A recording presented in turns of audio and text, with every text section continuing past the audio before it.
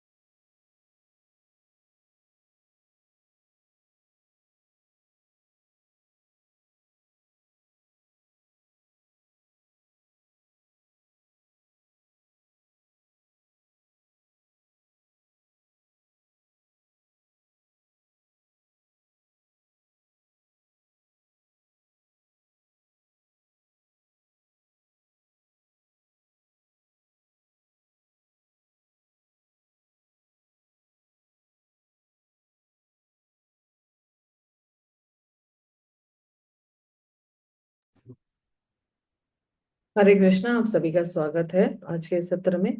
ओम अज्ञानतिमिरन्धस्य ज्ञानाञ्जनाशलाकाय चक्षुरुन्मिलितं येन तस्मै श्रीगुरवे नमः।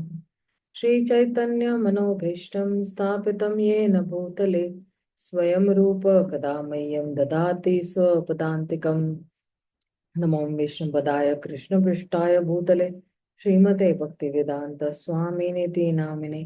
नमस्ते सरस्वते देवे गौरवाणी प्रचारिणे निर्विशेष शून्यवादी पाश्चात देश तारिणे। जय श्री कृष्ण चैतन्य प्रभु नित्यानंद श्री अद्वैत गदाधर श्रीवासादि गौर भक्तवृंद। हरे कृष्णा कृष्णा कृष्णा हरे हरे, हरे राम राम राम हरे हरे।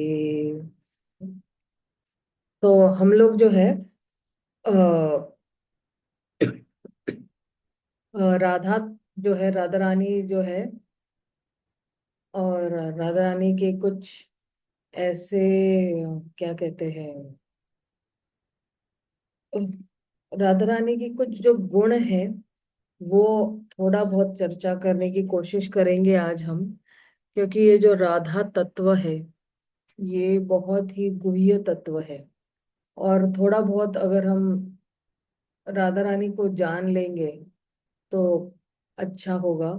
क्योंकि क्या होता है कभी कभी ईर्ष्यावश जो है मनुष्य, क्योंकि मनुष्य की ये जो है क्या कहते हैं, थोड़ी आदत होती है कि ईर्ष्या करने की। इसलिए अगर राधा तत्व को अच्छी तरह से हम लोग जान लेंगे तो फिर जो है श्रीमती राधा रानी के प्रति जो है हमारा मान सम्मान और बढ़ जाएगा। और हम जो है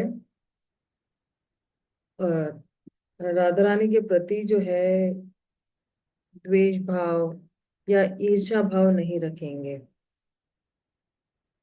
एक सेकेंड।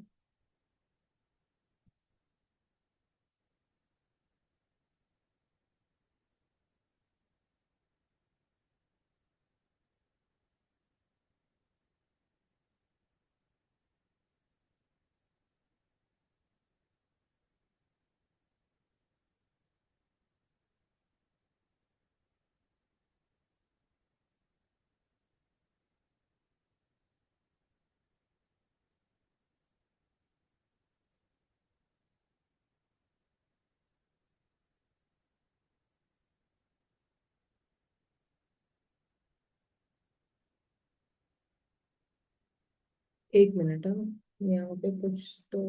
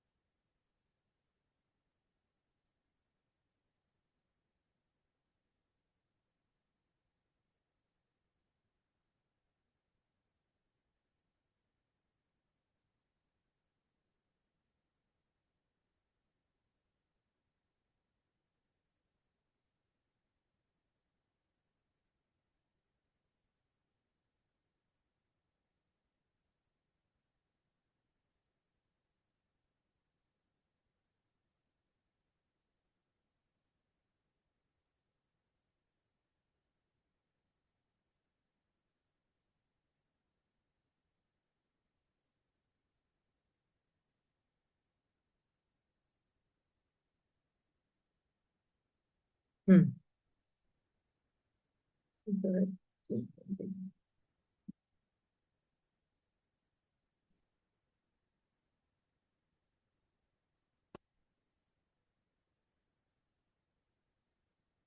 अब देखिए कि हम जो है राधा रानी के बारे में जो है थोड़ा जान लेते हैं कि श्रीमती राधा रानी कौन है, ठीक है ना। क्योंकि जो है गौड़ीय वैष्णव सिद्धांत में जो है या परंपरा में जो है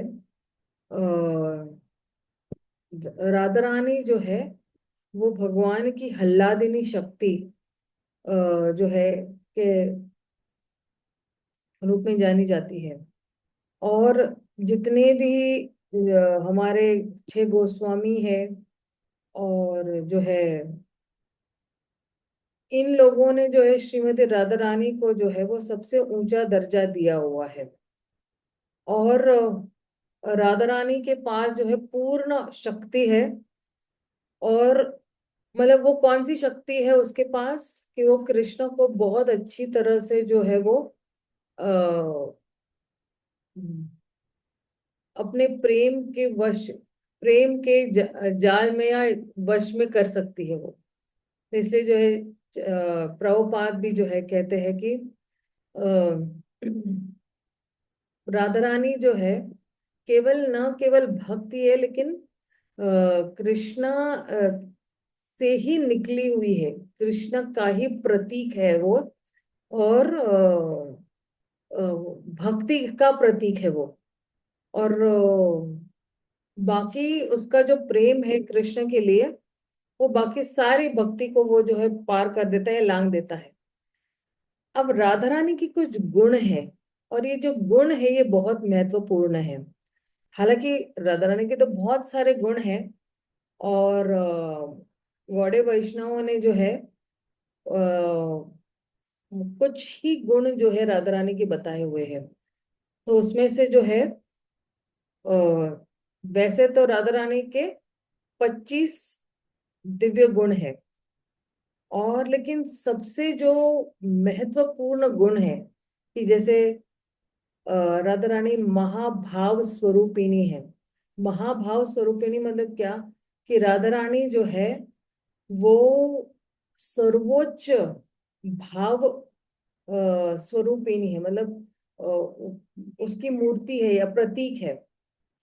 और ये जो सर्वोच्च भाव है उसका, वो केवल कृष्ण के लिए है, ये किसी और व्यक्ति के लिए नहीं है। उसका फुल फोकस जो है वो सिर्फ कृष्ण पर ही है। कृष्ण के बारे में ही सोचना, कृष्ण के हित के बारे में ही सोचना, कृष्ण के लिए ये लाना वो लाना, ये बनाना वो बनाना, सब कुछ कृष्ण के बारे में सोचते, इसलिए और वो जब जब कृष्ण के बारे में सोचते हैं तब वो महाभाव में आ जाती है। और फिर राधा रानी का एक दूसरा नाम है सर्वकांति सम्मोहिनी। सर्वकांति सम्मोहिनी मतलब क्या, उसकी जो सुंदरता है वो हर एक को लुभाती है, और हर एक को आकर्षित करती है, और कृष्ण को भी आकर्षित करती है। और कहते हैं राधा रानी का एक नाम है कृष्ण करुणा बरहिता। मतलब जो क्या है कि उसके पास कृष्ण के लिए बहुत दया भाव है, कृष्ण करुणा भरिता। तो इसके पास कृष्ण के लिए भी जो है दया है, लेकिन कृष्ण के भक्तों के लिए भी उसके पास दया भावना है। और राधा रानी का एक गुण है गंभीर है। अ, बिल्कुल गंभीर मतलब क्या कि कोई भी चीज को बहुत सहजता में नहीं लेती हो, क्योंकि वो कृष्ण के बारे में सोच रही है तो बिल्कुल गंभीरता से सोचती है। जैसे कभी कभी कोई रिश्ते में हम लोग ना लोगों को बहुत सहजता में ले लेते हैं, सहज ले लेते हैं, नहीं, ल, इसको इंग्लिश में कहते हैं टेकन फॉर ग्रांटेड। तो वैसा नहीं है, वो बिल्कुल गंभीर है अपने रिश्ते में कृष्ण के साथ। और जो है राधा रानी गुरु वत्सल भी है। तो गुरु वत्सल मतलब क्या कि वो अपने जितने भी वरिष्ठ है, अपने से बड़े हैं, उनको बहुत ही मान सम्मान जो है वो देती है, और उनके उनके प्रति स्नेह भी है उनको। और राधा रानी जो है एक एक और रानी का नाम है या गुण है, वो है प्रिय हितैषी। हितैषी मतलब क्या कि वो हमेशा जो है अपने प्रिय के हित के बारे में सोचती है। तो कृष्ण के बारे के हमेशा हित के बारे में ही सोचती है। और राधा रानी जितनी भी कलाएं हैं, इनमें सब सब कलाओं में बिल्कुल निपुण है वो। और राधा रानी का एक नाम है ललिता भी। ललिता का मतलब क्या है कि वो बहुत ही अपनी जितनी भी कार्य या सेवाएं करती है तो बिल्कुल कहते हैं ना, उसको इंग्लिश में जरा ट्रांसलेशन करना है। एक सेकेंड और, क्योंकि कुछ शब्द जो है वो हिंदी में ही।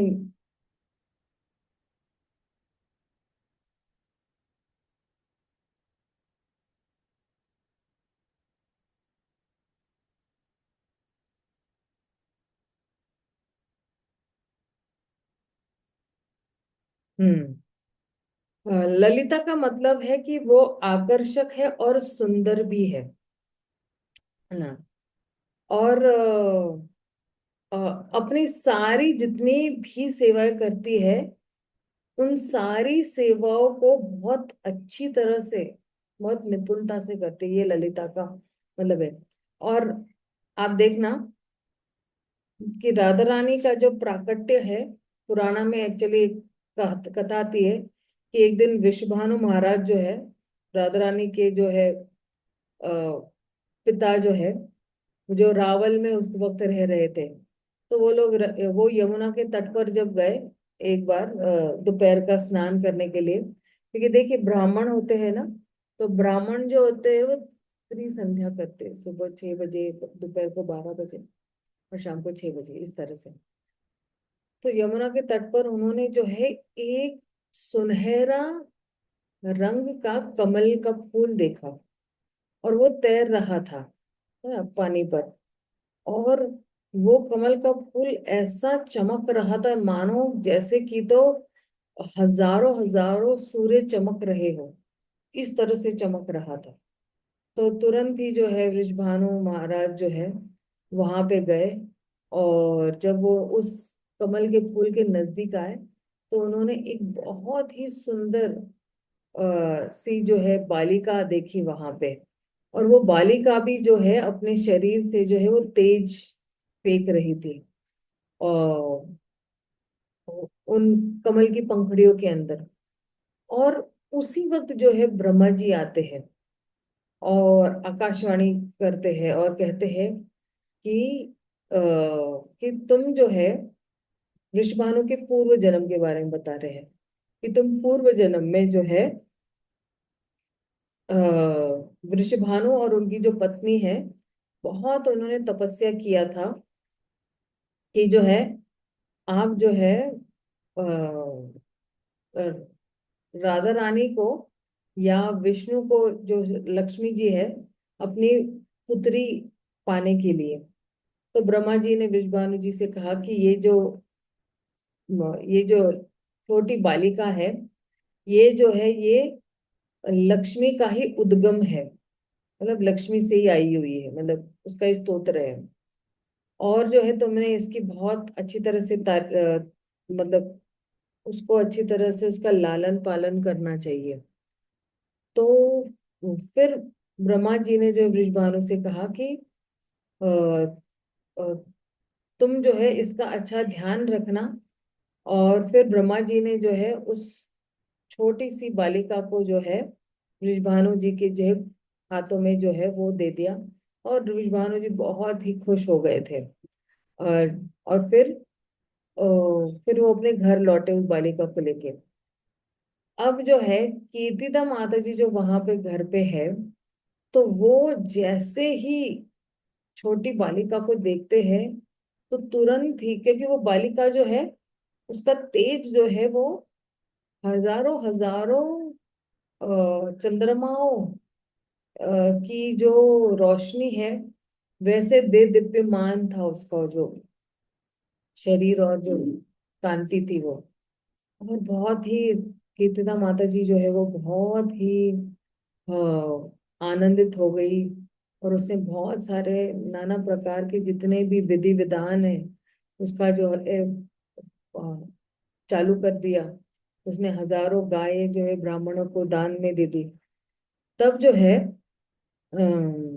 एक छोटा सा जो है पालना है, उसमें जो है श्रीमती राधा रानी को जो है वो धीरे से रखा। और ये पालना कैसे धीरे धीरे आगे पीछे होते रहता था, है ना। तो दिन ब दिन जो है राधा रानी की कांति बढ़ते ही जा रही थी। जैसे मान लो आज एक सूर्य की कांति बढ़ते गई, कल दूसरे सूर्य की कांति, मतलब वो डबल होते गया, इस तरह से बढ़ती गई। और राधा रानी न केवल भगवान की भक्त है, लेकिन वो जो है ये भक्ति का प्रतीक ही है। और फिर जो है कुछ ही समय में जो है पता चला कि ये जो छोटी बालिका है, ये कोई आवाज नहीं कर रही है, ये आंखें नहीं खोल रही है। तो वृषभानु और उनकी जो पत्नी है कीर्तिदा, वो बहुत ही चिंतित हो गए कि अभी तक जो है ये इसने आंखें नहीं खोली, क्या ये अंधी है, क्या ये गूंगी है। तो उस समय नारद मुनि वहां पे आते हैं। और कि अ, अब नारद मुनि एक्चुअली जब जब भक्त लोग दुविधा में कभी होते हैं तो आ जाते हैं। तो नारद मुनि ने जब बृषभानु के घर में जो प्रवेश किया और उनको जो है ऐसे बताया कि अ, चाहे लड़की अंधी हो या गूंगी हो या कुछ भी हो, आपको इसके जन्म के जितने भी संस्कार है वो सारे संपन्न करने हैं। इसलिए वृषभानु जी ने जो है ना बहुत सारे अलग अलग प्रकार के जो है तैयारियां कर दी, और एक बहुत ही भव्य त्योहार जो है वो मनाया। रावल और हर जगह से बुलाया, रावल से भी लोगों को बुलाया, गोकुल से भी लोगों को बुलाया। नंद महाराज को भी जो है निमंत्रण जा चुका था, पूरे परिवार को। तो नंद महाराज और यशोदा माई जो है आते हैं रोहिणी माता के साथ, और फिर कृष्ण बलराम भी साथ साथ में ही आते हैं। और कीर्तिदा जो है, कीर्तिदा माता जी जो है वो यशोदा माई से मिलती है। और वो बताती है कि कितनी अच्छी मुझे पुत्री मिली है, मैं कितनी सौभाग्यशाली हूँ। लेकिन जो है मैं थोड़ी जो है थोड़ी दुखी भी हूँ कि ये लड़की अंधी भी है और बहरी भी है और बोलती भी नहीं है ना। तो इस तरह से जो है कृष्णा का उस समय जो है कृष्णा का पहला जन्म हो चुका था, पहला बर्थडे यानी जन्मदिन मनाया चुके थे, 1 साल हो गया था। और तब तक जो है भगवान कृष्ण जो है वो अपने घुटने पे रेंग रहे थे। और जब भगवान कृष्ण रेंगते रेंगते जो है राधिका के पलंग के उधर आए, और कृष्णा ने जो है जैसे तैसे जो है उस पलंग के ऊपर जो है चढ़कर जो है अपने आप को पहुंचा दिया उस पलंग के ऊपर जहां पे राधा रानी थी। तो अ, जैसे ही भगवान कृष्ण ने जो है आ, अपनी आंखें जो है राधा रानी पे मतलब देखी उन्होंने, है ना। और जैसे ही राधा रानी का जो है वो चंद्रमा जैसा चेहरा देखा, तो तुरंत ही जो है राधा रानी को कुछ ऐसी ही अ, मधुर सुगंध आने लगी भगवान कृष्ण के शरीर से, दिव्य शरीर से। और जैसे ही उसको भगवान कृष्ण के दिव्य शरीर से एक महक सी आने लगी, तो तुरंत ही उसने अपनी आंखें पहली बार खोली। और तुरंत ही किसको फर्स्ट, मतलब कोई अगर इस संसार में आ रहा है, उसका जन्म हो रहा है, और उसने आंखें खोलती पहले कृष्ण को देखा, जाते हुए भी कृष्ण को देख रहे हैं, मतलब शरीर छोड़ते हुए भी कृष्ण को देख रहे हैं। तो इससे इससे बड़ी सौभाग्य वाली बात क्या हो सकती है। और जो है हम्म, कृष्ण को जब देखती है तो वो देखती है कि ये कोई व्यक्ति है। और बहुत प्यार से कृष्ण जो है राधा रानी को देख रहे हैं, राधा रानी जो है वो बहुत अच्छी तरह से मुस्कुरा रही है। और फिर जो है राधा रानी रोने लगी, और पहली बार जो है वो रोने लगी, मतलब पहली बार उसने कोई आवाज की होगी। तो वृषभानु और कीर्तिदा माता जी जो है और जितने भी ब्रजवासी है वो सब लोग जो है वो बहुत ही आनंद में आ गए कि अब जो है हमारी जो बेटी है वो जो है न ही अंधी है, न गूंगी है, न बहरी है। तो कहते हैं कि अ,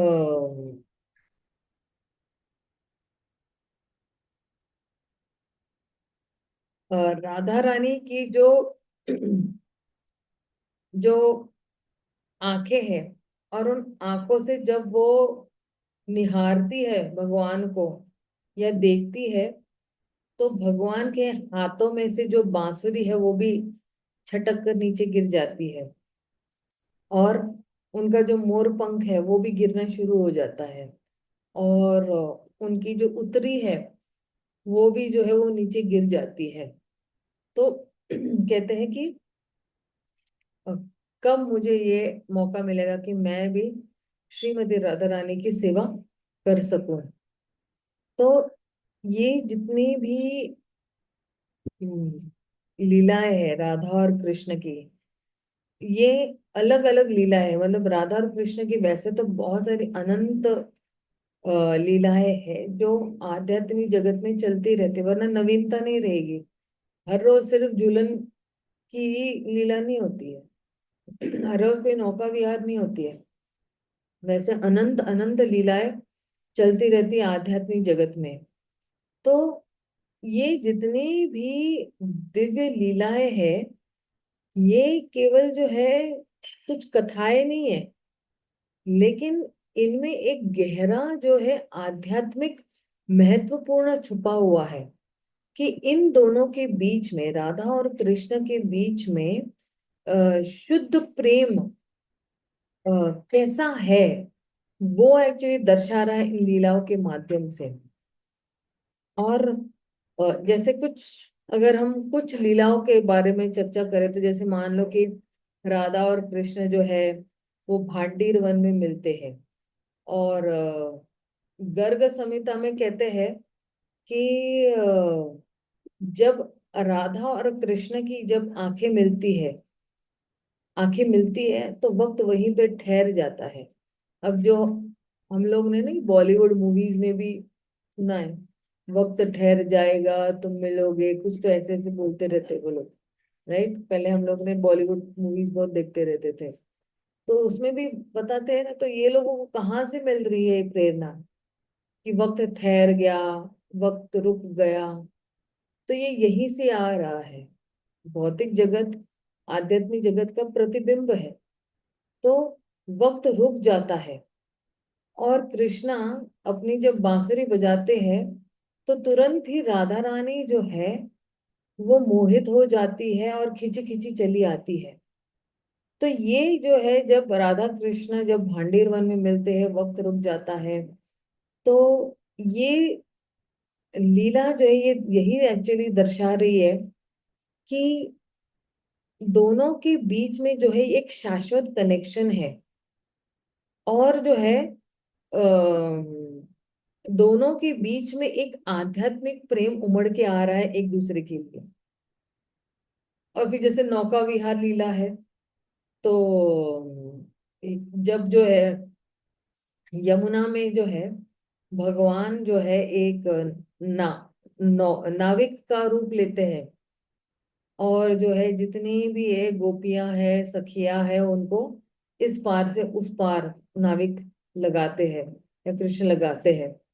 तो कह रहे हैं कि पद्म पुराण में एक्चुअली कहते हैं कि जानबूझकर कृष्णा क्या करते हैं, उस नौका को है ना थोड़ा सा हिलाने की शुरुआत करते हैं, कि कभी कभी गोपियां इस साइड पे है, कभी कभी गोपियां उस साइड पे है।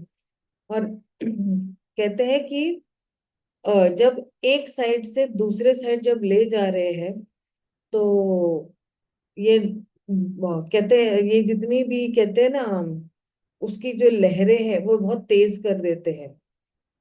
तो कृष्णा और सखियों को क्या कहते हैं कि अरे अरे सखियों, अब ना ये बोट डूबने वाली है, बहुत वजन है। तो क्या करें, बहुत वजन है इसलिए ये ना हिल भी रही है, आंधी भी आ रही, तूफान भी आ रही, तो क्या करे भाई? तो बोले कि अरे आपके पास बहुत वजन है, जितने भी आभूषण है वो सब फेंक दो।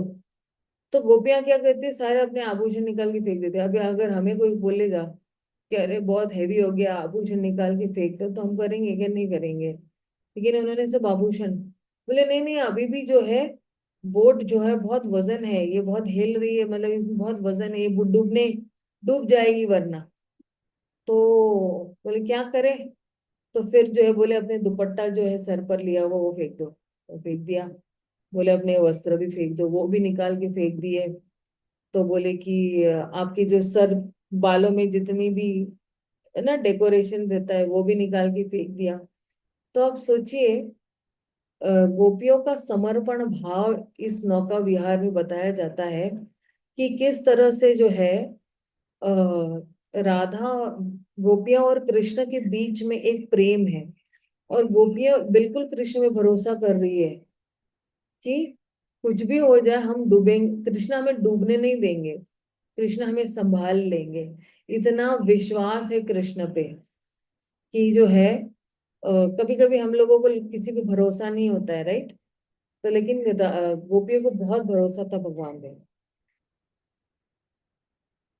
और जो है अम, और फिर जो है एक्चुअली उस नौका विहार में ये भी बताते हैं कि जब सब वस्त्र जो है वो त्याग दिए, उसके बाद जो है गोपियां कह रही है कि अपने शरीर को कवर करके अब क्या करना है, अभी भी फिर भी डूब रहे। तो बोले कि जो है एक्चुअली गोपियां जो है वस्त्र फेंकने ही वाले थे, लेकिन कृष्ण ने फिर संभाल लिया कि वो निकालने जा, सब लोग निकालने जा रहे थे, लेकिन आपको अगर पता है चीर हरण के समय, सॉरी, चीर घाट पे जब गोपियों ने वस्त्र निकाले थे यमुना में स्नान करने के लिए, तब भगवान कृष्ण ने ही उनको मना किया था कि इस तरह से जो है बिना वस्त्र के जो है स्त्रियों ने स्नान नहीं करना चाहिए किसी भी पवित्र नदी में। तब भगवान को जो है ये भगवान जो है गोपियों को कहते हैं कि नहीं नहीं नहीं, मुझे भी आपके समर्पण भाव पे पूरा विश्वास है और मैं तो मजाक कर रहा था।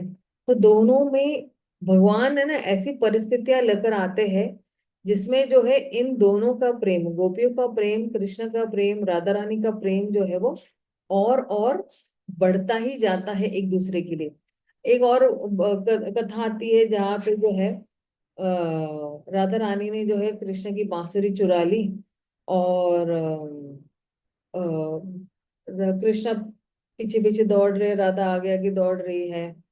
और कि जो है किस तरह से जो है राधा रानी जो है कृष्ण का जो है अ, ध्यान जो है अपनी तरफ खींचना चाहती है।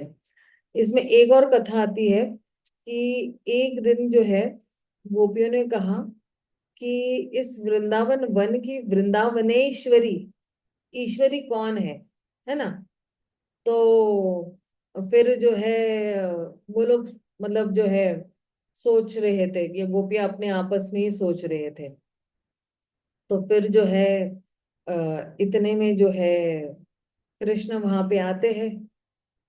तो कृष्ण जब वहां पे आते हैं तो कहते हैं, क्योंकि वो सुन भी लेते हैं ना कि सब लोग पूछ रहे कि कौन है वृंदावनेश्वरी। तो फिर सारी गोपियां लग जाती है इसमें कि वृंदावनेश्वरी कौन है, वृंदावनेश्वरी कौन है। और कृष्ण वहां पे आ जाते हैं। कृष्ण बोलते हैं कि निश्चित रूप से राधा रानी ही है वृंदावनेश्वरी। तो बोले सिद्ध करके दिखाओ। तो फिर जो है आ, सिद्ध हो जाता है एक्चुअली कि कैसे कि राधा रानी ने जो है वो कृष्ण की बांसुरी जो है वो ले ली होती है। और कृष्ण की बांसुरी जब ले ली होती तो उन्होंने जो है छुपाई होती है ललिता की वेल में। और ललिता की वेल में वो बांसुरी छुप जाती है। लेकिन जो है जैसे तैसे वो बांसुरी जो है कृष्ण को मिल जाती है। और कृष्ण निकाल लेते वो बांसुरी। और फिर जो है राधा रानी ने छुपाई हुई होती है, लेकिन कृष्ण को पता चल जाता है। और इस तरह से जो है जितनी भी सखियां हैं वो मान जाती है कि हाँ नहीं नहीं, राधा रानी ही जो है वो वृंदावनेश्वरी है। तो ये ऐसे दो तीन ऐसी कथाएं हैं जहाँ पे राधा रानी जो है भगवान की जो है बांसुरी चुराती है। और फिर एक झूलन यात्रा की भी कथा आती है जहाँ पे बारिश के मौसम में जो है राधा कृष्णा जो है वो झूलन जो है मतलब झूला झूलते हैं। और ब्रह्म वैवर्त पुराण में बताया हुआ है कि किस तरह से जो है गोपियां है अलग अलग टर्न लेती है, बारी लेती है कि अच्छा अब मैं झुलाऊंगी राधा कृष्ण को थोड़ी देर, फिर थोड़ी देर दूसरी दो गोपियां झुलाती है, फिर थोड़ी देर दूसरी और दो गोपियां भगवान को झूला झुला रही है। और भगवान और भक्तों के बीच में ये इतना अच्छा अगाध प्रेम जो है इन झूलन लीला में, ऐसा नहीं है कि सिर्फ कृष्ण और राधा ही बैठे हुए उस झूलन पे और आनंद ले रहे, लेकिन उन लोगों को देखकर, उन लोगों को आनंद लेते हुए देखकर ये जो गोपियां नीचे है वो और आनंद, तो जो युगल जोड़ी जो है जितना आनंद नहीं ले रही है उससे ज्यादा जो है आनंद वो गोपियां ले रही है इन युगल जोड़ी को देखते हुए, इस तरह से। और फिर जो है अ, फिर से जो है विगत माधव में भी एक्चुअली एक ये बांसुरी की कथा आती है कि किस तरह से जो है अ, अ, राधा रानी जो है ये एक्चुअली इसमें आती है, सॉरी विगत माधव में नहीं, कौन से इसमें आती है, ये पुष्प चयन, मतलब फूल तोड़ने वाली भी लीला है एक्चुअली कि अ, वृंदावन के वनों में कुसुम सरोवर। नहीं, मतलब मैं ग्रंथ का नाम सोच, मतलब किस बुक में लिखा हुआ है, हाँ गीत गोविंद में लिखा हुआ है। तो गीत गोविंद में जो है लिखा हुआ है कि अच्छा आवाज बहुत कम आ रही है, एक सेकेंड। हाँ, अब आ रही है सही आवाज?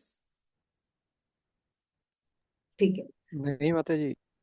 हाँ, तो गीत गोविंद में जो है ये पुष्प चयन की लीला आती है एक्चुअली। और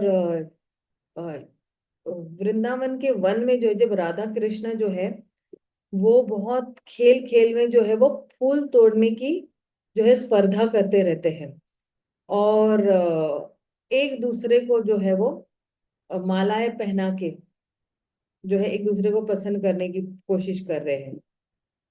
तो दोनों के बीच में जो प्रेम है, जो सेवा भावना है एक दूसरे के लिए, तो ये एक्चुअली पुष्प लीला ये दर्शाती है, हर लीला कुछ ना कुछ दर्शा रही है। और अगर हम देखेंगे रास लीला में भी जो है सबसे जो कहते हैं ना कि फेमस जो है लीला है, जो 10वें स्कंद में जो है रास लीला आती है, तो जब कृष्णा जो है गोपियों के साथ जब नृत्य कर रहे हैं अपने आप को विस्तार करके, तो दोनों के बीच में है ना आध्यात्मिक क्या कहते हैं अदला बदली हो रही है ना, भगवान और आत्मा के बीच में, जहां पे भगवान जो है हर एक भक्त के साथ जो है आदान प्रदान कर रहे हैं, और हर एक भक्त के साथ यानी हर एक गोपी के साथ जब भगवान आदान प्रदान कर रहे हैं तो उस आदान प्रदान में एक अनोखापन है, क्योंकि वहां पे करोड़ों गोपियां थी रासलीला के वक्त, मतलब करोड़ से भी ज्यादा, करोड़ों से भी ज्यादा। अब हर एक गोपी के साथ एक विशेष प्रकार का एक बिल्कुल अनोखा जो है रिश्ता या अनोखा आदान प्रदान करना केवल कृष्ण के ही पास है, और बाकी किसी के पास नहीं है। कि और उन उन गोपियों का और कृष्ण के साथ जो रिश्ता था वो भी अनोखा था, हर एक गोपी का भगवान के लिए भाव ही अलग था, टोटल अलग भाव था। मतलब कोई दो गोपियां का भाव एक नहीं था कृष्ण के लिए, हर एक का भाव जो है अलग ही था भगवान के लिए। और भगवान का भी आदान प्रदान उस गोपियों के साथ अलग था, रिपीट नहीं हो रहा था, वापस वापस दोहरा रहे नहीं रहते कि चलो चलो इस गोपी के साथ भी यही आदान प्रदान करूंगा, कट कॉपी पेस्ट नहीं था ये। आप सोचिए कितना गहरा था ये प्रेम एक्चुअली।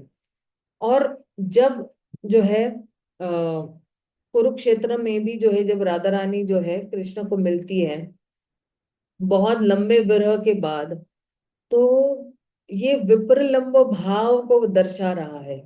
बहुत लंबी जुदाई के बाद अगर कोई हमारा प्रिय, जैसे मान लो कि भी मेरा बेटा जो है वो अमेरिका में है, ठीक है ना, लंबे समय के बाद मुझे अगर मिलने आता है, तो फिर जो है मुझे कैसे लगेगा, है ना।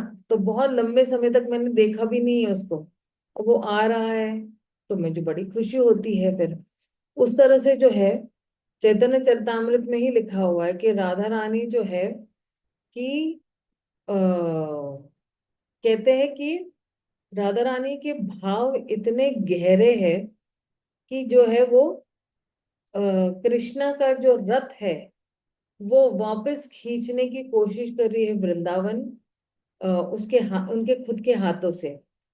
तो ये आध्यात्मिक लौल्य जो है भगवान के लिए, और किस तरह से जो है विरह का विच्छेद जो है वो मिलन करवाता है जीव और भगवान को। और ऐसे बहुत सारी लीला है, जैसे तांबुल सेवा लीला भी है भगवान की। जैसे जो है राधा रानी जो है वो बहुत अच्छी तरह से जो है वो तांबुल बनाती है कृष्ण के लिए, और वो बहुत प्रेम से वो तांबुल बना रही है। वो तो प्रेम से वो तांबुल बना रही है, तो कहते हैं कि जब वो तांबुल बना रही है तो वो सब चीजों का अच्छी तरह से ध्यान दे रही है कि तांबुल किधर से कट करना है, उसके अंदर क्या क्या रहेगा, कौन सी जो है उसके अंदर जो है सामग्री रहेगी उसके अंदर डालने के लिए, और भगवान की प्रसन्नता के लिए। कि छोटी सी छोटी भी जो सेवा है जब हम प्रेम से करते हैं तो भगवान को जो है सर्वोच्च आनंद। अब ये पान कैसा, पान की सेवा क्या हो सकती है, कोई सोचता क्या है 2 मिनट में पान बन जाता है। पान लो, कट करो, धो लो, उसको अच्छी तरह से गुदगुल लगाओ, मिश्री डालो, सौंफ डालो, ये डालो, वो डालो, पत्ता डालो, थोड़ी सुपारी डालो, और ये बन गया पान, मीठा पान। लेकिन ये एक छोटी जो सेवा है, ये छोटी सी सेवा भी कृष्ण को किस तरह से आनंद दे सकती है, ये राधा रानी बहुत निपुणता से करती है। और हमें भी एक्चुअली राधा रानी सिखाती है कि छोटी सी कोई भी सेवा जो है वो छोटी नहीं है। हमें यही सोचना चाहिए कि ये जितनी भी सेवा मैं कर रही हूँ मैं भगवान के आनंद के लिए ही कर रही हूँ, है ना। जैसे कोई हमें कहेगा कि चलो यहाँ से जरा झाड़ू मार दो, तो अगर कोई पैसे वाला व्यक्ति हो सोचेगा कि अरे मैं लाखों करोड़ों का मालिक, ये मुझे झाड़ू लगाने के लिए बोल रही, ये मुझे बाथरूम साफ करने के लिए बोल रही। भाई हमारे लिए ये ट्रेनिंग है, इसलिए हमारा जितना हम सेवा करते हैं, हमारा जितना मिथ्या अहंकार है वो बिल्कुल खत्म हो जाता है। जीव जो है सेवा कब नहीं करता है, जब उसके पास एक मिथ्या अहंकार। जैसे जैसे निरंतर वो सेवा करते जाता है, छोटी छोटी सेवा करते जाता है, तो उसका उसी मात्रा में उसका मिथ्या अहंकार भी खत्म होते रहता है। इसलिए भगवान की कोई भी सेवा हो वो सारी आध्यात्मिक स्तर पर है। और चाहे आप भगवान की विग्रह की सेवा कर रहे हो, चाहे आप झाड़ू लगा रहे हो, बर्तन धो रहे हो, सारा एक एक स्तर पर ही माना जाता है। क्योंकि आध्यात्मिक जगत में सब कुछ परम सत्य के स्तर पर है। चाहे कोई झाड़ू मार रहा है, कोई ये कर रहा है, मतलब हर सेवा एक समान ही गिनी जाती है।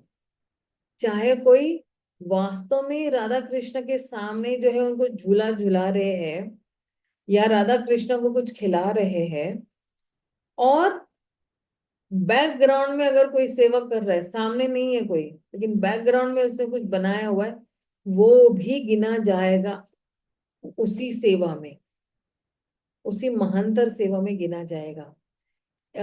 और एक और लीला जो आती है वो होली लीला है। जैसे कि होली के समय जो है राधा और कृष्णा एक दूसरे पर जो है वो रंग छिड़कते हैं, तो दोनों के बीच में जो है प्रेम का जो है आदान प्रदान हो रहा है।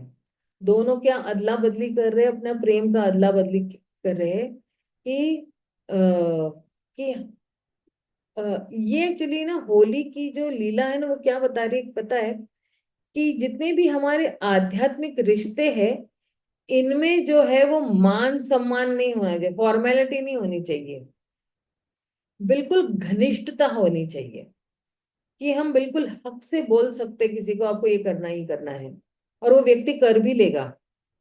तो ये होली का जो है सेवा जो है या होली की जो लीला है वो ये दर्शा रही है। और बहुत सारे राधा कृष्ण के राधा कुंड, अभी हम लोग एक्चुअली बात करें श्रीमती राधा रानी की, लेकिन ये जितनी भी लीला है उसमें राधा रानी भी मौजूद है। तो श्री रूप गोस्वामी ने जो है उपदेशामृत में कहा है कि राधा कुंड जो है भगवान को बहुत ही प्रिय है। जिस तरह से राधा रानी प्रिय है, सेम उसी उसी मात्रा में राधा कुंड भी भगवान को बहुत ही प्रिय है। और वहां पे जो है बहुत सारे भगवान ने लीलाएं की हुई है, जैसे जल क्रीड़ाएं की हुई है, प्रेम का आदान प्रदान किया है, दोनों ने एक दूसरे की जो है कंपनी में बहुत अच्छी तरह से आनंद भी उठाया हुआ है। तो राधा रानी की जो सेवा है भगवान के प्रति वो सर्वोच्च अ, भक्ति प्रेम का प्रतीक है।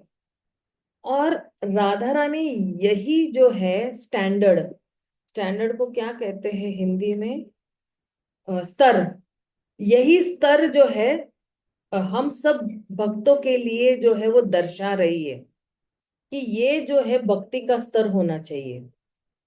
और ये जितने भी जो लीलाएं हैं ना ये कोई ऐतिहासिक जो है घटनाएं नहीं है, लेकिन ये आध्यात्मिक जगत में निरंतर चलती रहती है ये लीला, शाश्वत काल से चलते आती है लीला। और हमारे लिए जो है ये स्मरण मननम करने वाले जो है ये लीलाएं हैं। और जब हम इन लीलाओं का स्मरणम करते हैं तो ये लीलाएं हमें मदद करती है हमारा और भगवान का, राधा रानी का, गोपियों का रिश्ता और मजबूत बनाने में। और प्रभुपाद भी जो है कहते हैं कि जितनी भी लीलाएं हैं भगवान की, ये हमारा भगवान के साथ जो सोया हुआ संबंध है या खोया हुआ संबंध है या खोया हुआ सोया हुआ प्रेम जो है पूर्ण रूप से जागृत करता है। जितनी जितनी बार हम भगवान की लीलाओं को सुनेंगे हमारा जो प्रेम भगवान के लिए जो सुप्त अवस्था में है वो पुनः जागृत होगा। और प्रभुपाद कहते हैं कि अ, ये जो लीलाएं हैं ये भगवान की जो है अंतरंगा शक्ति जो है वो योग माया है, इसके ही जो है वो क्या कहते हैं प्रदर्शन है ये, वो ही योग माया जो है ये सारी लीलाओं को रचती है। इसलिए इन लीलाओं को हम जो है इसका जो है अनुकरण नहीं कर सकते हैं, कॉपी नहीं कर सकते हैं इनको, लेकिन जो है इन लीलाओं को हम जो है अप्रिशिएट कर सकते हैं। और हमारी जो इंद्रियां हैं उनको शुद्ध कर सकते हैं। और जब जब इंद्रियां शुद्ध हो जाती है तो हमारी जो चेतना है ऊपर उठ जाती है आध्यात्मिक स्तर पे। तो चेतना अभी कहाँ पे है, तमोगुण में और रजोगुण में फंसी हुई है। तो अब जैसे जैसे इन लीलाओं का स्मरणम करेंगे, इन लीलाओं को सुनेंगे और इसका मननम स्मरणम करते रहेंगे तो हमारी चेतना जो है वो ऊंचे स्तर पर उठ जाएगी। और इसलिए आप देखिए कि जो है राधा रानी को एग्जैक्टली कोई पूछेगा कि क्या पसंद है राधा रानी को, क्योंकि अगर हम किसी व्यक्ति को जानना चाहेंगे तो हमें पता होना चाहिए कि उसको क्या पसंद है, उसको क्या पसंद नहीं है। तो हम वही चीजें उनको अर्पित करेंगे, या वही वही बर्ताव उनके सामने करेंगे। अरे उनको गुस्सा नहीं पसंद तो हम गुस्सा नहीं होंगे। अरे उनको चिड़चिड़ापन अच्छा नहीं लगता तो हम चिड़चिड़ा नहीं करे हो जाएंगे। तो राधा रानी को क्या पसंद है कि राधा रानी जो है, एक्चुअली जो है, उनकी जितनी भी पसंद नापसंद है ना, जो सारी कृष्ण के ही पसंद नापसंद के इर्द गिर्द घूमती है। कृष्ण को जो पसंद है वही राधा रानी को पसंद है। और उनका हर उनकी हर एक सोच, हर एक शब्द, हर एक कार्य जो है वो केवल कृष्ण को आनंद देने के लिए ही है। तो कुछ तो है, कुछ चीजें जो है राधा रानी को बहुत ही पसंद है, जैसे कृष्ण की सेवा करना, और प्रत्यक्ष रूप में सेवा करना। ये नहीं कि गोपियों को भेज दिया कृष्ण की सेवा करने के लिए, ऐसा नहीं है। या अपने आप को बहुत अच्छी तरह से सजाना, तैयार करना, श्रृंगार करना, और अ, नाना प्रकार के फूलों से, आभूषणों से वो अपने आप को, अपने आप का श्रृंगार करती है। राधा रानी को भगवान के लिए भोग बनाना अच्छा लगता है। और आप सोचिए कि अनंत काल से अभी भी राधा रानी ने एक भी आइटम रिपीट नहीं किया है। कितनी निपुण होगी वो अपने इस सेवा में, कि अनंत काल से ये अभी मेरी भौतिक बुद्धि और मेरी चेतना को समझने के लिए बहुत मुश्किल होगा कि अरे ऐसे कैसे हो सकता है कि अनंत काल से एक भी आइटम रिपीट नहीं हुई है। लेकिन क्योंकि मेरी जो बुद्धि है बहुत छोटी है, इसलिए मैं नहीं समझ पा रही हूँ। लेकिन मुझे केवल क्या करना है, अप्रिशिएट करना है कि हाँ हाँ हाँ, संभव है। कुछ भी संभव है आध्यात्मिक जगत में। कुछ भी संभव हो सकता है, हम जो नहीं सोच सकते वो भी संभव हो सकता है। तो इस तरह राधा रानी अनंत काल से भगवान के लिए अच्छे अच्छे स्वादिष्ट व्यंजन बना रही है। और राधा रानी को क्या अच्छा लगता है, भगवान के लिए गाना, भगवान के लिए नृत्य करना। तो भगवान की अ, भगवान की खुशी के लिए या प्रसन्नता के लिए वो क्या करती है, बहुत अलग अलग प्रकार के गाने गाती है या नृत्य करती है। और भगवान के लिए फूल भी चुनना उसको अच्छा लगता है। और उस फूल चुनकर जो है फिर वो क्या बनाती है, भगवान के लिए माला बनाती है। जैसे ही वो भगवान को पहले मिलती है, भगवान को जो है वो माला पहनाती है। और क्योंकि भगवान को वृंदावन बहुत प्रिय है, तो वो जो वृंदावन की जो धरती है या वो जो जगह है, वो बहुत ही आ, उसको अच्छी तरह से उसको जो है साफ सुथरा रखना, या और उसको अच्छी तरह से पेड़ पौधे वो सब उगाना उसको बहुत अच्छा लगता है। और जो है राधा रानी जो है अपने भक्तों को बहुत ही प्रिय है। राधा रानी को भी अपने भक्त बहुत प्रिय है। और जो कोई भी कृष्ण के प्रति थोड़ा भी जो है इंटरेस्ट बताता है, थोड़ी भी रुचि बताता है, तुरंत ही राधा रानी जो है उसको अपने शरण में ले लेती है।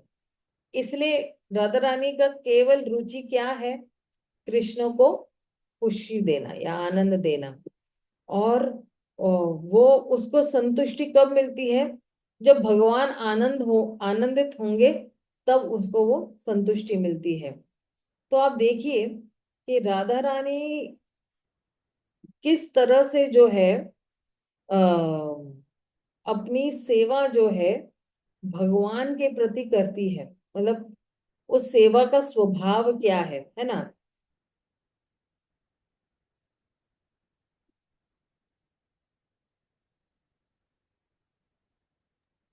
हम्म।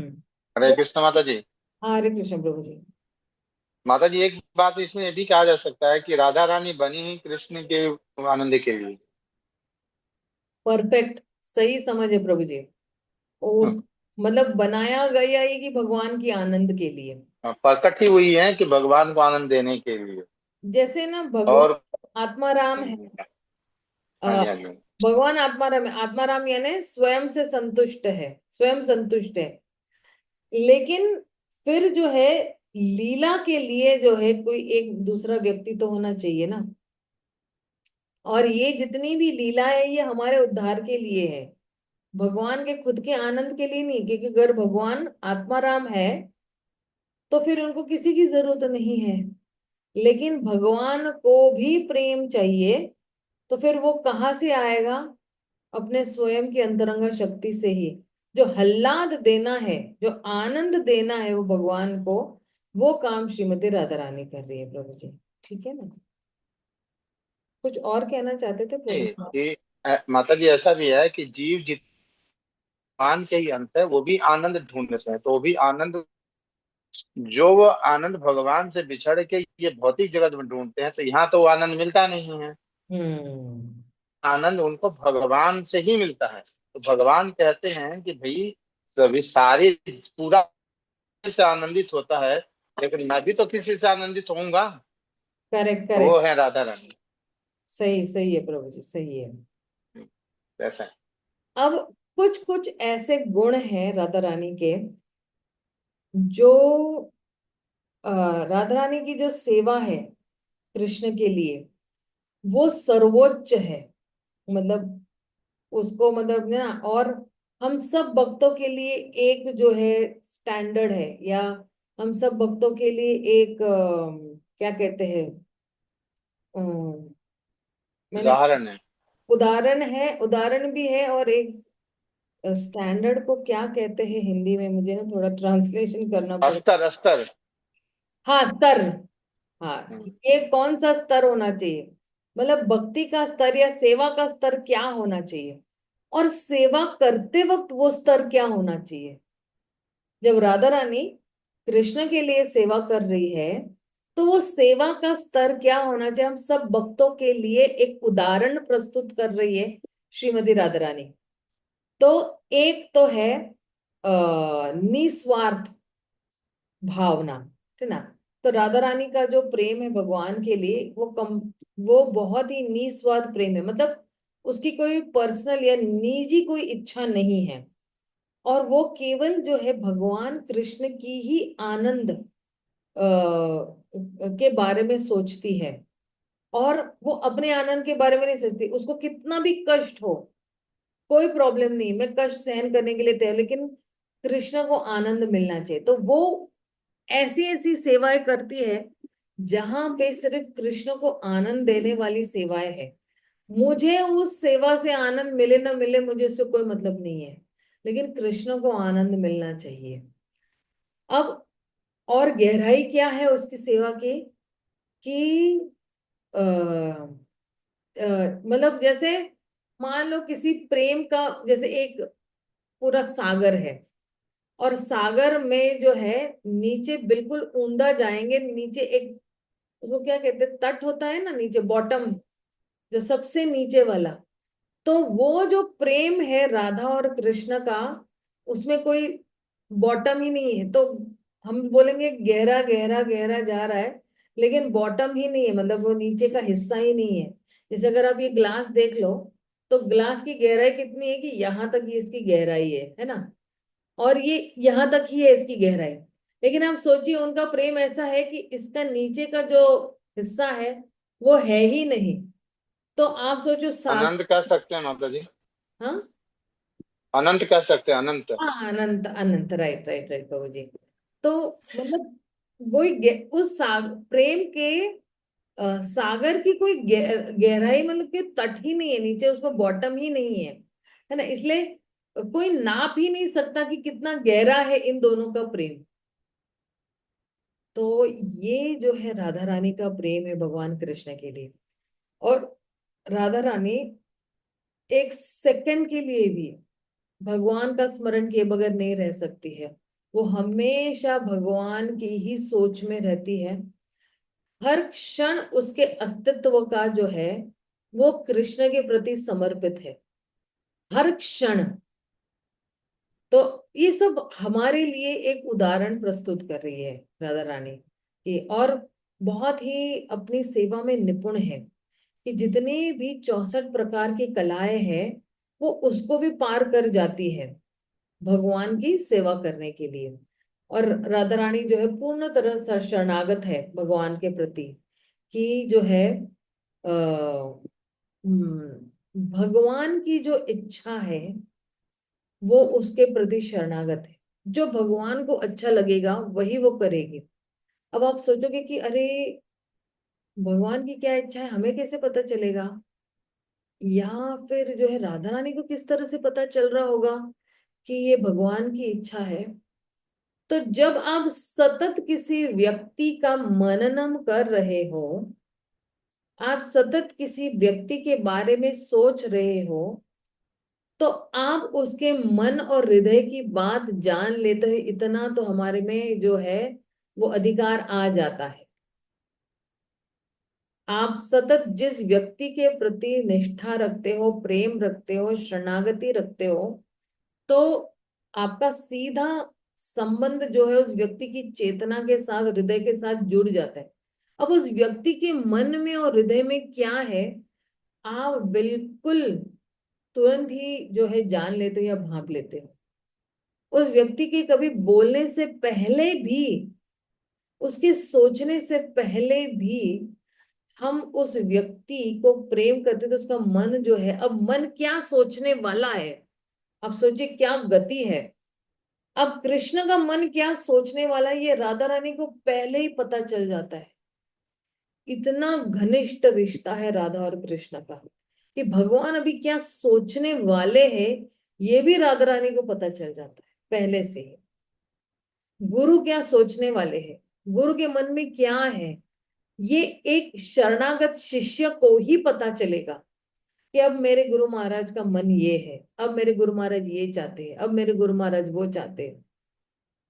और केवल जो है ये जो रिश्ता है गुरु और शिष्य का या भगवान और भक्त का, तो वो केवल जो है ये सिर्फ गुरु जो है अपने प्राकट्य रूप में ही शिष्य नहीं जानता है।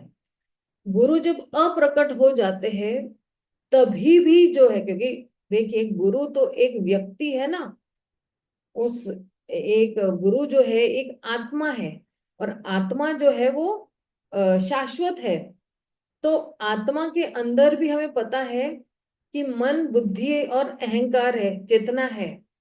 तो अब जो है शिष्य और गुरु के बीच में जो है, जो गुरु की चेतना है और शिष्य की चेतना है, जो उनका समावेश हो जाता है, मिल जाते हैं, दोनों मर्ज हो जाते हैं। अब शिष्य को बिल्कुल पता होता है कि मेरे गुरु की कभी क्या इच्छा है। तो प्राकट्य रूप हो या अप्राकट रूप हो, शिष्य को जो है गुरु के मन के बारे में बहुत अच्छी तरह से पता चलता है कि अब जो है मेरे गुरु की ये इच्छा है, अब मेरे गुरु की ये इच्छा है, अब मेरे गुरु की ये इच्छाएं है। इस तरह से जो है गुरु अप्रकट होने के बावजूद भी, कृष्ण अप्रकट है, फिर भी जो व्यक्ति कृष्ण के आदेशों का पालन कर रहा है, गुरु के आदेशों का पालन कर रहा है, तो वो एक सेकंड के लिए भी जो है वो अपने गुरु और कृष्ण से दूर नहीं है। दोनों बिल्कुल दाएं बाएं खड़े हैं उनके साथ, इस तरह से। तो ये जो है अ, अ, अ, राधा रानी का शरणागत भाव है भगवान के लिए। और राधा रानी का दया भावना भी है। उसकी जो दया है केवल कृष्ण के लिए नहीं है, लेकिन सारे जीवात्माओं के लिए है, कि वो हमेशा जो है, जो प्रेरणा हमें चाहिए होती है, वो प्रेरणा हमें हल्लादिनी शक्ति ही देती है और आगे बढ़ने के लिए। अगर कोई भक्ति में प्रगति कर रहा है और हम देख रहे हैं कि ये व्यक्ति भक्ति में प्रगति कर रहा है, मतलब ये समझना चाहिए हल्लादिनी शक्ति राधा रानी जो है उनकी पूर्ण प्रेरणा है इस भक्त के साथ। ये कैलकुलेशन चलता है। अब कभी कभी ये कैलकुलेशन इतना कंफ्यूजिंग हो जाता है ना कि अरे ये भक्त हमारे से पीछे से आया, ये आगे कैसे चला गया। लेकिन आप सोचिए कि ये जो कृपा भी है, ये जिस जिस मात्रा में जो जो व्यक्ति जो जो कर रहा है ना, उसी उसी मात्रा में उसको मिलती जाती है। ये यथा मां प्रपद्यन्ते ताम तथैक्ष भजाम्य हम। जिस जिस मात्रा में हम शरणागत हो गए, उसी उसी मात्रा में कृपा भी बरसती रहेगी। और वो व्यक्ति भले हमें हो गए होंगे बहुत साल, लेकिन पीछे से आके उस व्यक्ति ने अगर, और हमें नहीं पता है ना पिछले जन्म का भी हो सकता है भक्त वो। अगर कोई बिल्कुल मान लो ना पहले दिन दूसरे दिन या एक महीने के अंदर या 2 महीने के अंदर माला 16 माला करना शुरू करता है, भक्ति के सारे नियमों को पालन करना शुरू करता है, मतलब ये पिछले जन्म का भक्त है। इसलिए तो फट से चालू कर रहा है। नहीं तो कई लोगों को 20-20 साल हो गए, आज भी वो 16 माला नहीं कर पा रहे। मुश्किल है उनको ले करना। मतलब क्या, कि वो इस जन्म के भक्त है, उसके पास भक्ति उन्मुखी सुकृति अभी तक जागृत नहीं हुई है। जब तक भक्ति उन्मुखी सुकृति का घड़ा 100% नहीं भर जाता है, तो वो जो है तीव्रता से भक्ति नहीं करेंगे। वो टंगल मंगल, मतलब टंगल मंगल यानी क्या, आनाकानी करेंगे आ, भक्ति करने के लिए। आज नहीं, कल, कल नहीं, परसों, थोड़ी देर, कभी कभी करेंगे, कभी कभी नहीं भी करेंगे, इस तरह से। तो आ, अब देखिए कि हम जो है किस तरह से जो है राधा रानी से प्रेरणा ले सकते हैं। तो अ, जब हम राधा रानी के अ, अस्तित्व के बारे में सोचते हैं, या उनकी जो क्या स्थान है, आध्यात्मिक जो स्तर है क्या है उनका, और जो है उनके जितने भी दिव्य गुण हैं, और जो है हमारे हृदय जो है, हमारे हृदय को उनकी जो दिव्य गुण है, या उनकी कृपा है, या उनकी दया भावना है, वो स्पर्श करनी चाहिए। और हमारे हृदय जो है वो ललायत भी होना चाहिए उस जो है असीमित कृपा। अब सोचिए, राधा रानी के पास असीमित कृपा है, मतलब उसकी कृपा की कोई सीमा नहीं है।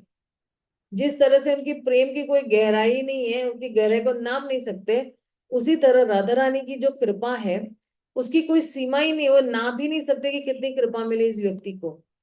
तो राधा रानी कोई भी हद तक जा सकती है कृपा देने के लिए, कोई भी हद तक जा सकती है वो। और इसके लिए ये नहीं सोचते कि अरे मैं इसको कृपा दूंगी तो फिर जो है मेरा स्तर नीचे हो जाएगा, कृष्ण का स्तर नीचे हो जाएगा, ये सब सोचती नहीं है। अगर कोई खुले मन से सेवा कर रहा है, तो खुले मन से जो है वो आ, कृपा भी बरसा रही है। तो अब जो है ये जो कृपा बरसाने वाला जो पार्ट है, मैं कल समझाऊंगी, क्योंकि इसके अंदर जो है करीबन 9 ऐसे शरणागति वाले जो है पॉइंट्स हैं, जिससे प्रेरणा हम लेकर हम भी भगवान के प्रति उतना ही समर्पित भाव दिखा सकते हैं, और उनके गुणों से प्रेरणा लेकर हम भगवान को जो है पूर्णतः समर्पित करने की कोशिश कर सकते हैं।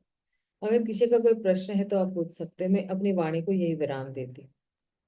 हरे कृष्णा माता जी। बहुत बहुत धन्यवाद माता जी, बहुत अच्छा समझा।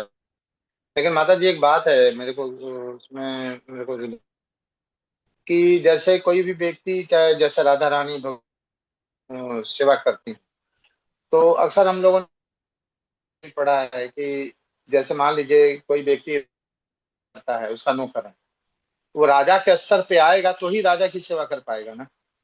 हम्म। तो जिस तरह राधा रानी भगवान की सेवा करती हैं, तो मतलब भगवान के स्तर पे हैं तो ही राधा रानी सेवा कर पाती है। तो हम लोग जब उस स्तर तक आएंगे, मतलब तो एक तरह से कृपा हमारे को मिलती है उस सेवा के स्तर को बढ़ाने के लिए भी, ऐसा भी होता है यस, नहीं? Yes, yes, yes. बहुत अच्छा प्रश्न पूछा है प्रभु जी, बहुत अच्छा प्रश्न पूछा है कि भगवान की सेवा करने के लिए वो स्तर पर पहुंचना बहुत जरूरी है। और जब हम उस स्तर पर पहुंच जाएंगे, हालांकि देखिए, उस स्तर पर पहुंचना मतलब क्या, कि उसकी जो क्वालिटी है, उस क्वालिटी तक पहुंचना, उस उच्च स्तर जो है सेवा तक पहुंचना, ये अभी हमारा एक्चुअली प्रयास चल रहा है कि किस तरह से हम अगर कोई भी भक्ति का कार्य कर रहे हैं तो बिल्कुल एकदम निपुणता से वो कार्य करें। अगर माला कर रहे हैं तो एक ही जगह पर अच्छी तरह से बैठकर माला करें, ध्यान पूर्वक जप करें। अगर हम कुछ पढ़ रहे ग्रंथ, बिल्कुल हमारा ध्यान जो है केवल ग्रंथ पढ़ने में ही होना चाहिए। फिर ऐसा नहीं कि मोबाइल भी कोई देख रहा है, कोई ये भी देख रहा है, वो देख रहा है, नहीं। वो 1 घंटा जो हम ग्रंथ पढ़ रहे हैं ना, उसमें कोई नहीं, ना मैं ना कोई नहीं, मेरे ना परिवार वाले, कुछ नहीं, मैं ऐसा टाइम निकाल के रखूंगी कि मुझे कोई डिस्टर्ब ना करे। तो जो भी भक्ति में हम कार्य कर रहे हैं उसमें पूरी तरह से घुसकर करना है। पूरा हमारा हृदय, मन, चेतना सब उसके अंदर निवेश करना है। तब उस स्तर पर हम पहुंच जाएंगे। अब उस स्तर पर पहुंचने के बाद जो है राधा रानी हम उन राधा रानी हम हमें उन सेवाओं में संलग्न करेगी जो भगवान कृष्ण को प्रसन्न करेंगे। और फिर जैसे मैंने कल भी कहा था कि घोड़ा होड़ी चलती है, तो वो सब अनुभव वहीं पर ही होंगे।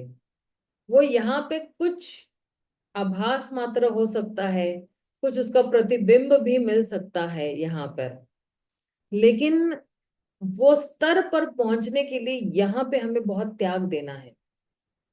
और थैंक यू प्रभु जी, ये एक्चुअली अपने पॉइंट निकाला।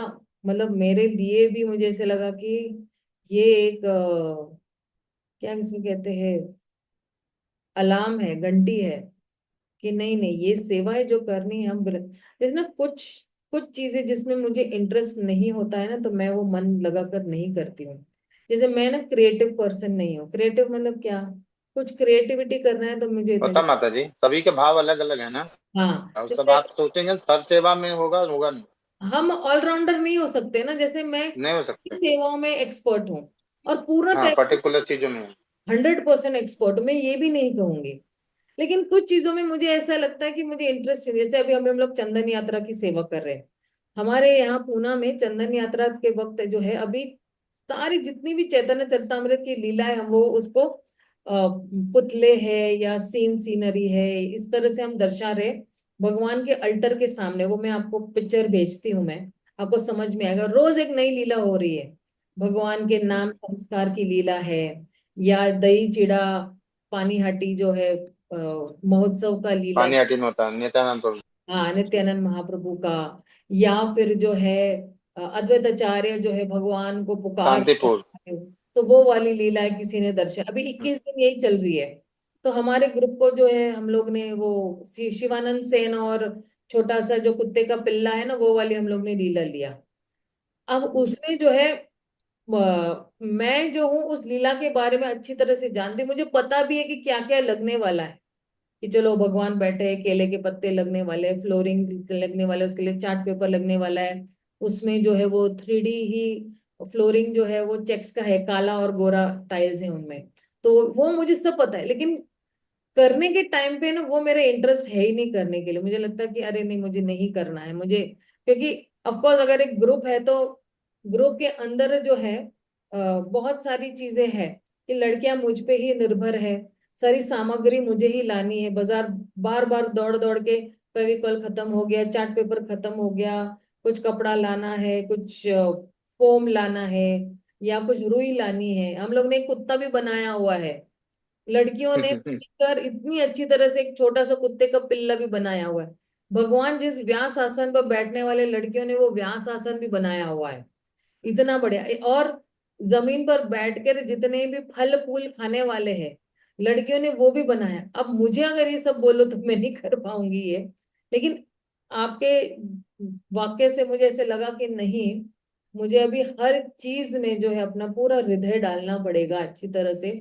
तो ही फिर जो है हम कहते हैं कि हम भगवान की प्रसन्न करने के लिए, कम से कम भगवान को प्रसन्न करने के लिए तो भी हमें रुचि लेनी चाहिए। और कभी हाँ जी, कभी वहाँ पे। कि स्टार्टिंग में हमने रुचि नहीं होती है उस चीज में। जैसे हम्म। स्टार्टिंग में हमारे पास रुचि नहीं थी माला करने के लिए, अब रुचि आने लगी। अभी भी रुचि नहीं है लेकिन थोड़ा तो भी है, हल्का फुल्का टेस्ट है। लेकिन ये और बढ़ता जाएगा और बढ़ता जाएगा। तो जैसे जैसे कोई निरंतर वो चीज करते रहता है तो वो उस चीज में निपुण हो जाता है। तो मुझे लगता है कि निरंतर करना बहुत जरूरी है इन चीजों को। डीलिंग आएगी तो माता जी फीलिंग आ जाएगी। हाँ, right right right right right. बहुत बढ़िया कहा प्रभु जी, थैंक यू वेरी मच। किसी ठीक का है, और कोई प्रश्न है? धन्यवाद माता। हरे हरे कृष्ण माता जी। हरे कृष्णा प्रभु जी। माता जी मेरे प्रश्न का, ये शायद आपने बताया होगा, मैं सुन नहीं पाया, कि राधा रानी कृष्ण से कितनी छोटी हैं, क्योंकि जन्माष्टमी के तुरंत बाद राधाष्टमी आ जाती है। तो वैसे कितनी छोटी हैं कुछ शास्त्रों के हिसाब से? 1 साल छोटी है, क्योंकि अभी हम लोग ने राधा रानी का जब प्राकट्य देखा ना, तब कृष्णा ऑलरेडी रेंग रहे हम्म, थे। 1 साल हो गया था तो कृष्णा ऑलरेडी रेंग रहे थे। लेकिन हाँ, अभी अभी मान लो डेट वाइज जो है, कोई कोई 10 साल मेरे से आगे है, लेकिन डेट वाइज में कैसा है कि उनका जन्मदिन जो है, मेरा जन्मदिन पहले आ गया और उनका बाद में। मतलब ये नहीं है कि अच्छा 5 मई को किसी का जन्मदिन हुआ है तो ये बड़ा हो गया और अब ये छोटा हो गया, वैसा नहीं है। लेकिन साल का फर्क 1 साल का है दोनों के बीच में। ठीक है ना? ठीक है माता। हरे ठीक हरे कृष्णा ठीक। माता जी। हाँ हाँ प्रभु जी बोलिए। एक बात बताऊं क्या यहाँ पे? बताइए। तो माता जी ये जो था, जो राधा रानी जो चंद्रावली जो है, ये दोनों के दोनों सिस्टर ही हैं, और एक माँ की और एक बाप की औलादी होती है ये लोग। हाँ। मैंने ऐसा पढ़ा है। कारण था कि जो हिमालय पर्वत है, हिमालय पर्वत के यहाँ जब पार्वती जी प्रकट हुई थी सती, तो जो दूसरे जो एक पर्वत थे, अरावली थे या पता नहीं उनका कुछ और नाम था, उनको ना बड़ा द्वेष हो गया उनसे। हाँ। तो द्वेष हो गया तो उन्होंने बोला, यहाँ तो ये प्रकट हो गई हैं, सती प्रकट हो गई हैं, तो मेरे यहाँ भी इनसे बढ़ के प्रकट होनी चाहिए। तो और कोई तो बढ़ के तो है ही नहीं राधा रानी के अलावा। Correct correct correct. तो ये तपस्या करते हैं, मियाँ बीवी तपस्या करते हैं, तो उनके यहाँ ये दोनों बहनें, और वहां पे इनका कोई संस्कार हो रहा होता है। टेचरी होती है ना ये, पूतना। हाँ। पूतना इन दोनों बच्चियों को लेकर चल देती है। तो वो जो पंडित जो होते हैं, जो वहां पे जो, वो लोग ऐसा मंत्र पढ़ते हैं कि इसकी बल जो है ना, पूतना की। हम्म। तो और ये यहाँ पे गिरती है शुरू।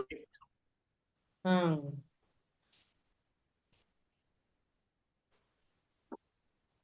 प्रभु जी, ये जो आप कथा सुना रहे हो वो सही सुना रहे हो।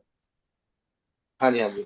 ऐसे है। सही है और सही। ये जो आपने बताया ना कि इससे जो ये मिलते हैं, क्या नाम है, भगवान जो मिलते हैं, वो वृषभानु जी के यहाँ कोई है, तो भगवान को लेके वो गए होते हैं। तो हम्म। इसके पहले की कथा ये रहती है कि जो थे, कहते हैं ये परम सत्य जब प्रकट ये हुए हैं वृंदावन में, नंद बाबा के यहाँ प्रकट हुए हैं, तो इनकी जो क्रिया है ये भी कहीं ना कहीं प्रकट जरूर हुई होंगी। हाँ। ढूंढते हैं तो वृषभानु की यहाँ वो देख लेते हैं। हम्म। तो बाद में उनको पता लग जाता है कि यही प्रिया है उनकी, सही है सही है। राधा रानी। तो बाद में जब भगवान जाते हैं तो राधा रानी का एक संकल्प था कि मैं कभी भी आंख खोलूंगी तो अपने प्रिय को ही देखूंगी। तो करेक्ट। इसीलिए वो कभी किसी को देखती नहीं है, लेकिन जिस भगवान प्रकट होते, जब वहां पे जाते हैं, उनको हाथ में हाथ, तब जाके उनकी नजर खुलती है तो भगवान को देखती है। ऐसा था वहां। सही है सही है सही है। तो ये कथा भी सही, आप जो बता रहे वो भी सही है ना? करेक्ट है प्रभु जी। हाँ जी, हाँ जी। वैसे माता जी कहने वाली बात नहीं है, कहते हैं ना, कहते हैं हरि अनंत कई विधि सुनी सब सुनता, अलग अलग कथा हाँ हाँ। कहते हैं, सुनते हैं तरीके। ये भी है। राइट। नहीं, लेकिन आपने जो सुना है वो सही सुना है, और ये कथाएं सही भी है, क्योंकि अपने नहीं, इस बुक्स में है माता जी, बुक्स है, उसमें है ये कथा। एक किताब है जिसका नाम है राधा रस सुधा निधि। ये किताब जो है बहुत डिटेल में राधा रानी के बारे में बता रही है, बहुत ही किसका लिखा माता जी? राधा रस सुधा निधि। नहीं, ये राइटर कौन है? अम, इनके राइटर कौन है?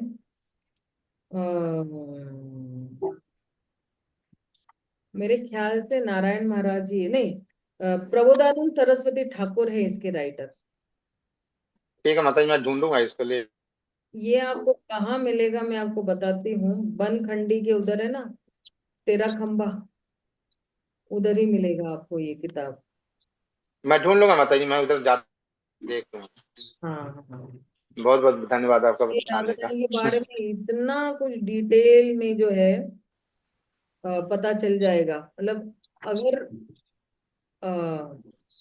मतलब इतनी इतनी गुह्यतम लीलाएं हैं कि कृष्ण जो है वो इच्छा करते हैं कि मैं दीक्षा लूंगा गोपियों से। मतलब आप सोचिए, कृष्ण लेना चाहते हैं दीक्षा गोपियों से कि मैं भी जो हूँ अपना वेश बदल के गोपी की तरह, और फिर जो है मैं उस स्कूल में भर्ती हो जाऊंगा, और फिर मैं सारे जितने भी जो है गुह्य सीक्रेट है मैं वो राधा रानी से जो है मैं सीख लूंगा। और फिर जो है उन्होंने ललिता सखी से दीक्षा मांगा था, लेकिन ललिता सखी ने उनको मना कर दिया था कि नहीं मैं तुम्हें दीक्षा नहीं दे दूंगा, तुम विशाखा सखी से लो। तो विशाखा सखी के पास गए तो विशाखा सखी बोले कि नहीं मैं भी नहीं दूंगा, तो मैं भी नहीं दूंगी, मैं भी तुम्हें दीक्षा नहीं दूंगी।